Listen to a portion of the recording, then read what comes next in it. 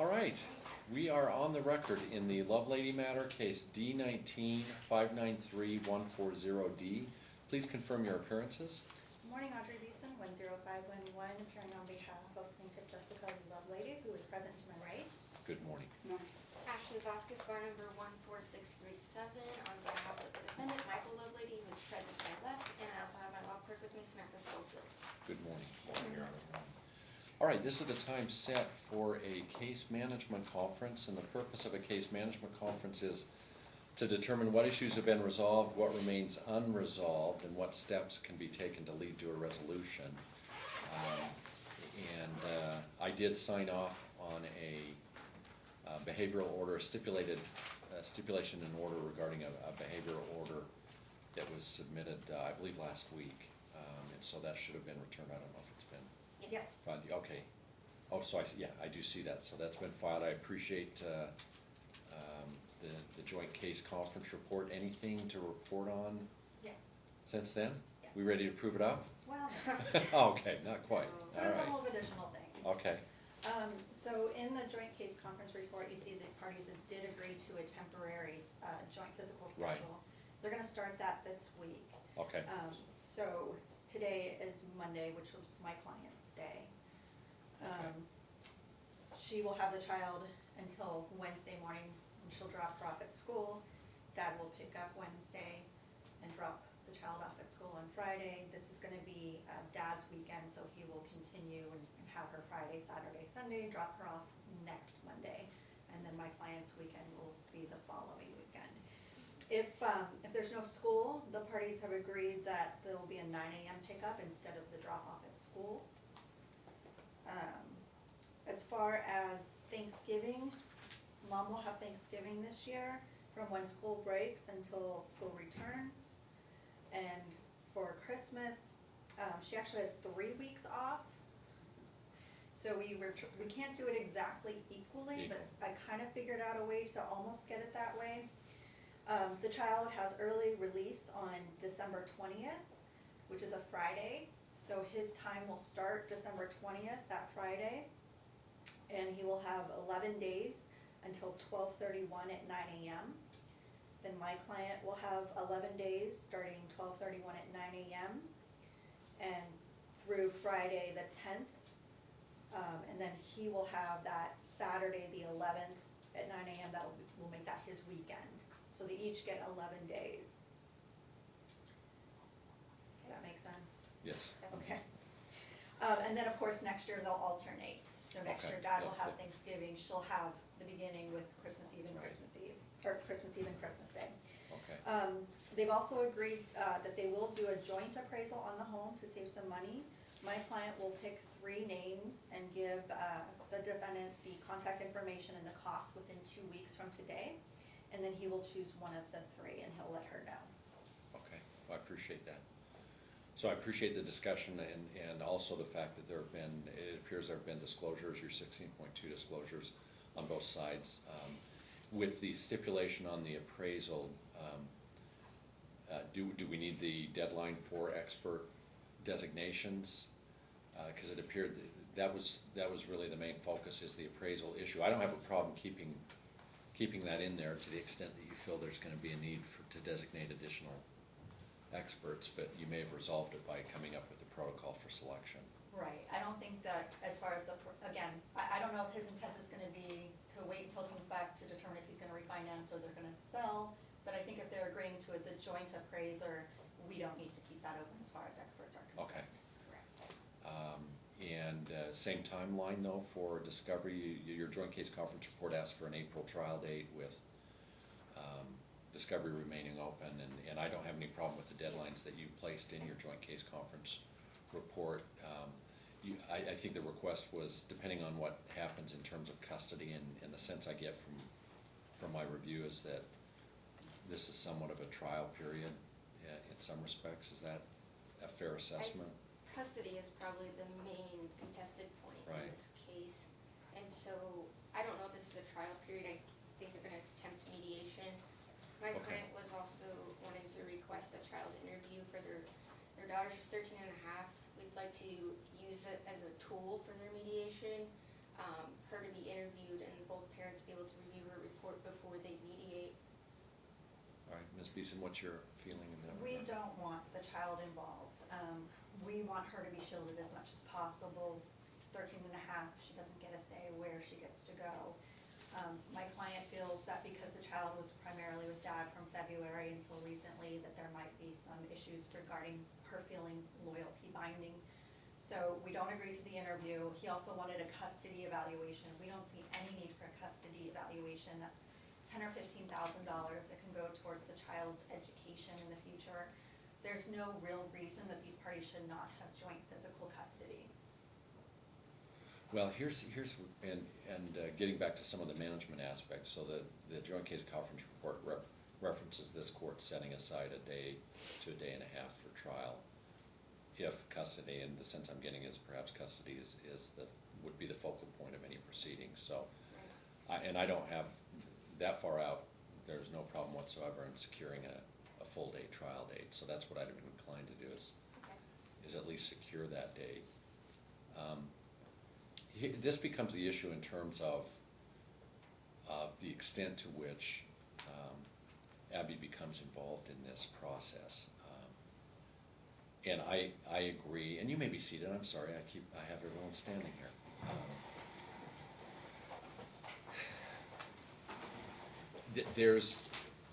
And oftentimes there's a balance to be struck here. There's some reluctance on the court's part to draw Abby into this, simply because oftentimes children do feel caught in the middle, and there is going to be some type of a loyalty bind. She's 13 years of age, so she's certainly at an age where I generally would find a suitable age and likely capacity, even though I haven't been able to make that judgment because I haven't met Abby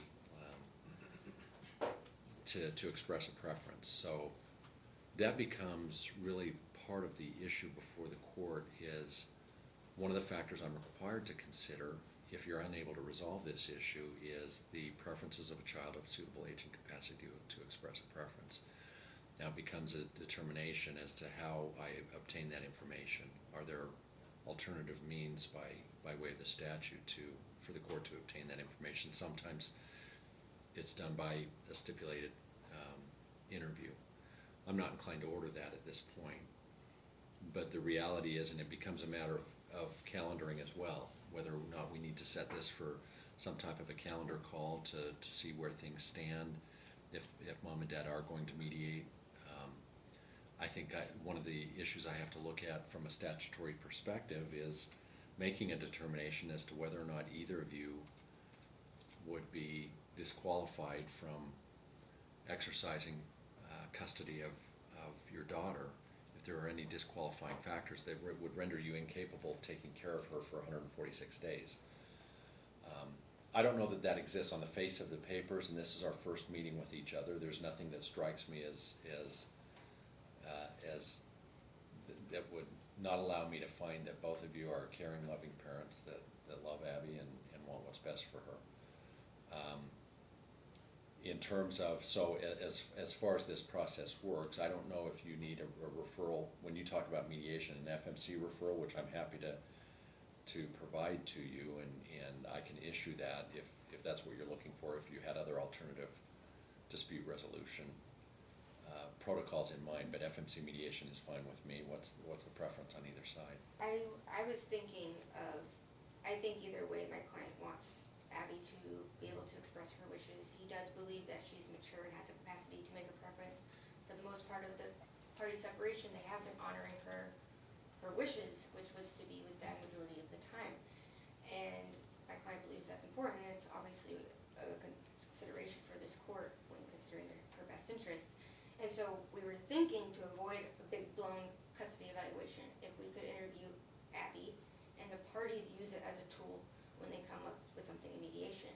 However, if they disagree with that, then we would just rather go forward with the custody evaluation, where we can have an expert review Abby's wishes, the parties, both parties, and their issues with each other for custody. Mom doesn't think dad should have primary. Dad doesn't think they should have joint. Dad has concerns. We don't have this before. We don't have a motion of dad's concerns with mom having joint custody. But I mean, we could do a motion and rule on it, or we could discuss it today. I talked to Ms. Beeson about, we both talked about our concerns with both parents, so, my client believes that Abby should give her wishes as to what she wants as her custody preference, and, one way is like child interview, and the parties use it as a tool, or we go forward with a custody evaluation as a bigger picture. Well, what from, and I don't necessarily need to get too deep into it, Right. but are there specific concerns that,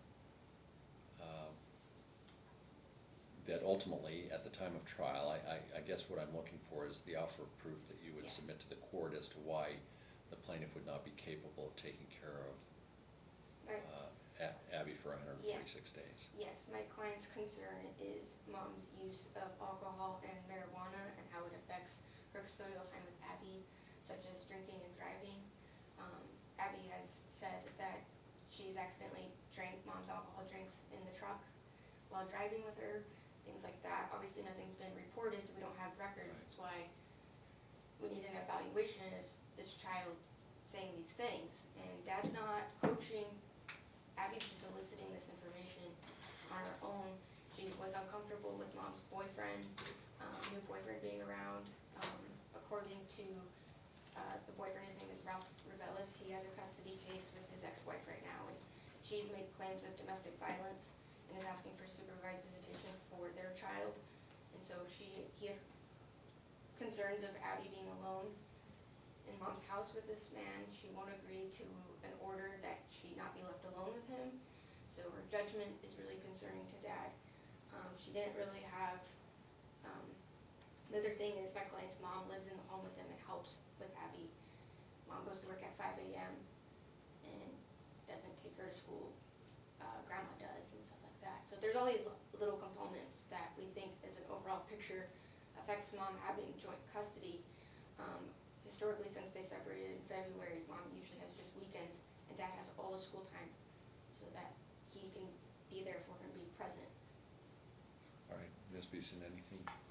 We've already dealt with the use of alcohol and marijuana by both parties. It's already an agreement that neither party will use either substance while they have the child. So that's a non-issue. And I already told Ms. Vasquez that my client can pull up Facebook pictures of Dad consuming alcohol. It's legal, so long as they're not using it and it's impairing their ability to care for the child during the custodial time, it doesn't matter. It's already a non-issue because we've already agreed to that. As far as the boyfriend, you can't take into consideration his current wife's biased complaints to try and get custody against him. I already said, if you've got something to show me that's concerning about my client's boyfriend, please give it to me. I'll share it with my client, then we'll have a discussion. They can't provide me anything. He's upset, she left him. The wife's upset, he left her.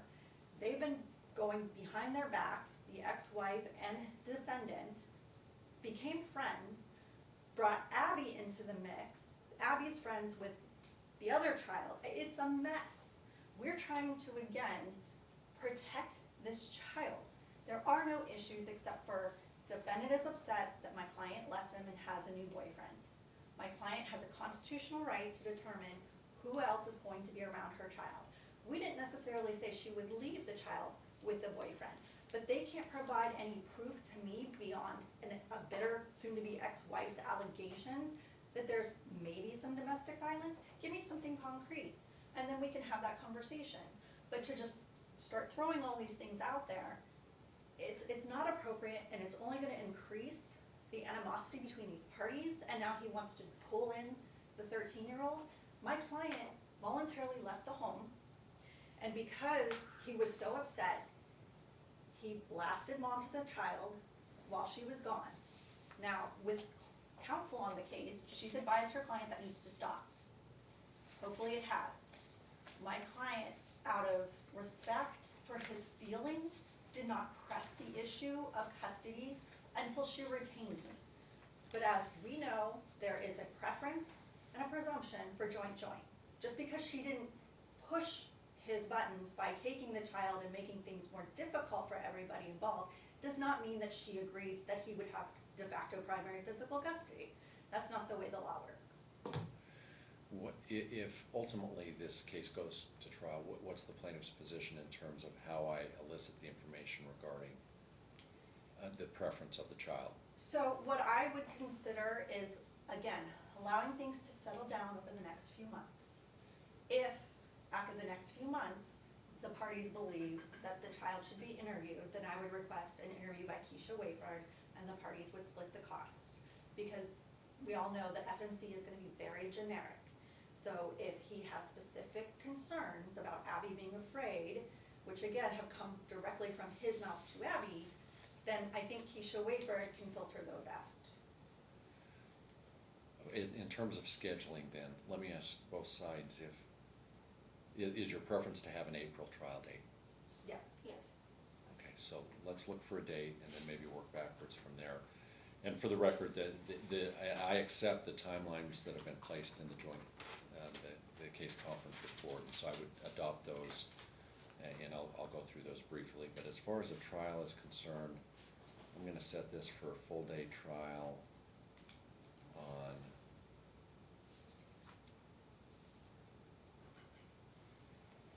April 3rd at 9 a.m. That'll be your trial date.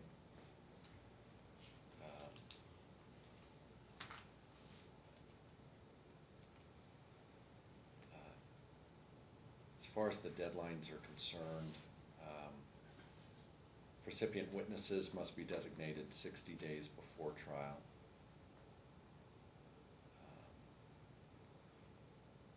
Discovery will close 21 days before trial.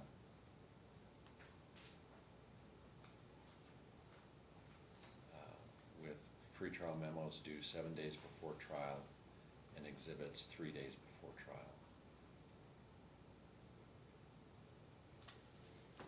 Any motions to amend the pleadings and add parties, except by court order, would, the deadline would be 60 days before trial.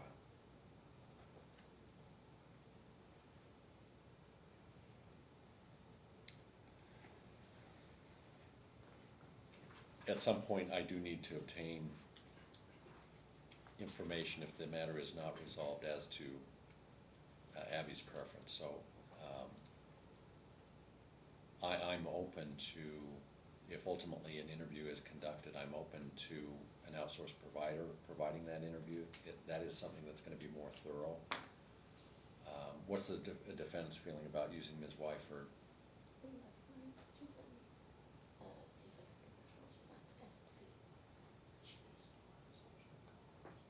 She's not a psychologist. She's not, I don't believe she's a licensed psychologist. She's either an LMFT or an LCSW. LMFT. My client was suggesting Dr. Collins as for the child, for the custody evaluation. Well, I don't, let me just be clear for the record. I don't find that I need a child custody evaluation. That ultimately is my call.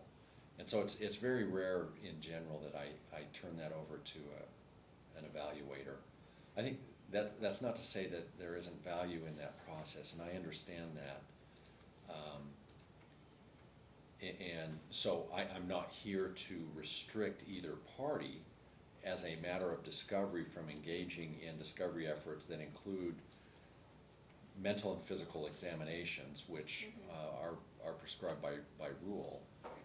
But as far as an evaluation in and of itself that includes generally a battery of psychological testing as part of a custody evaluation, I don't know that I need that.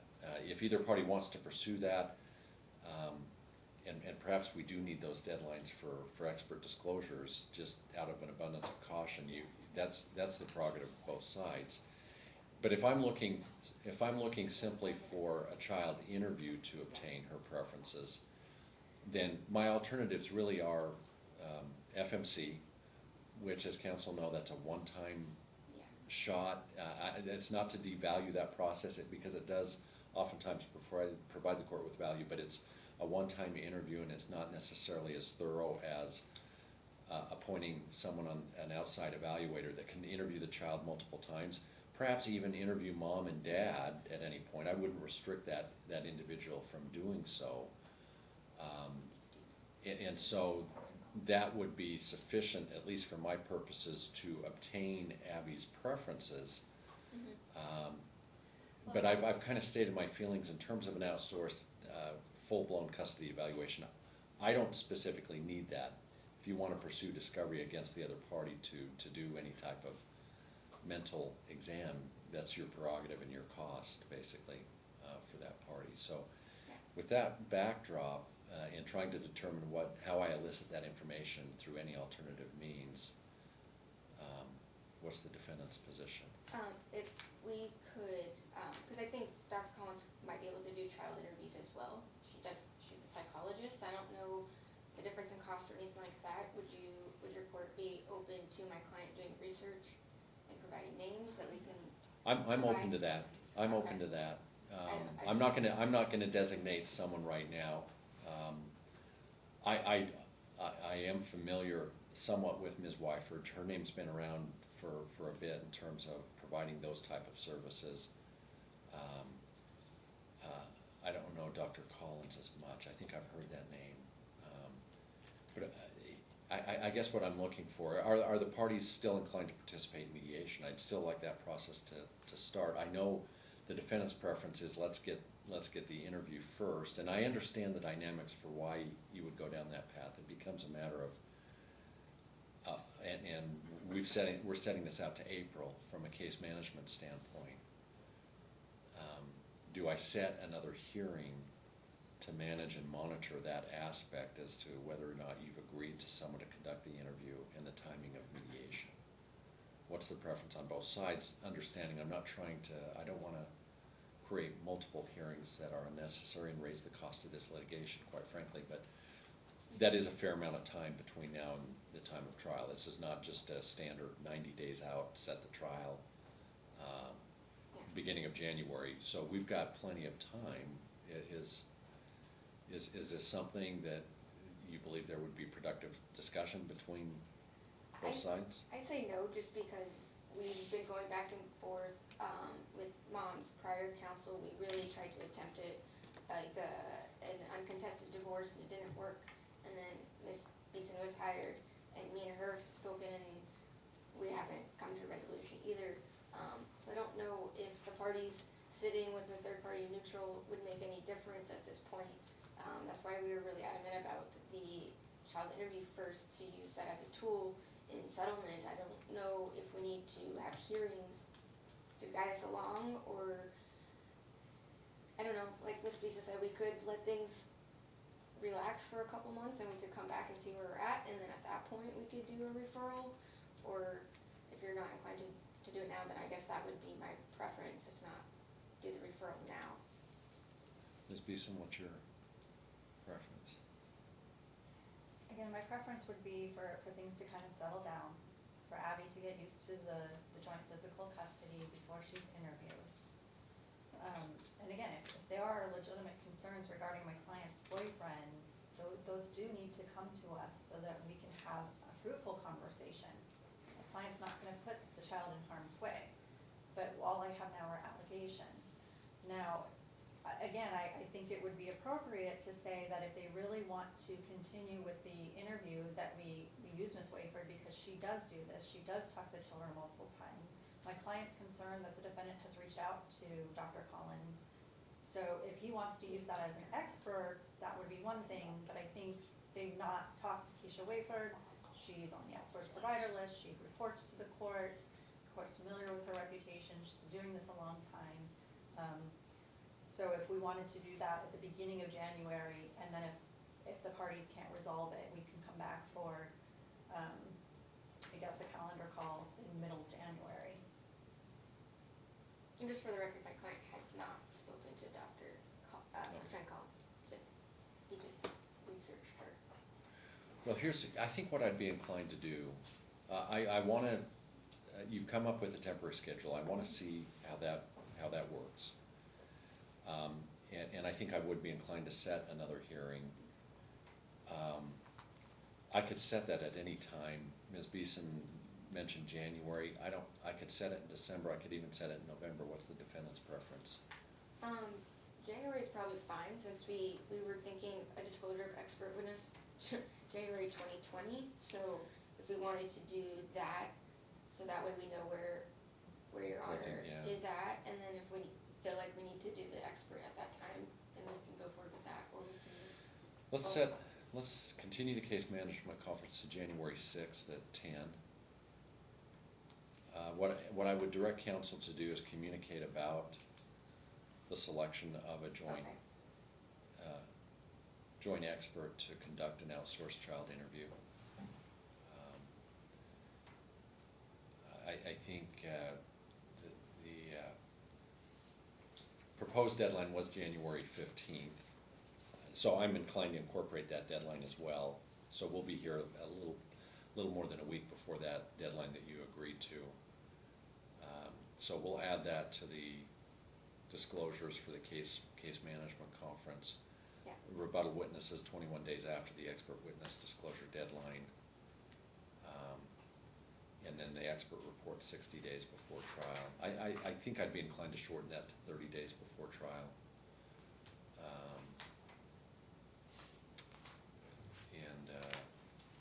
The expert report? Yeah.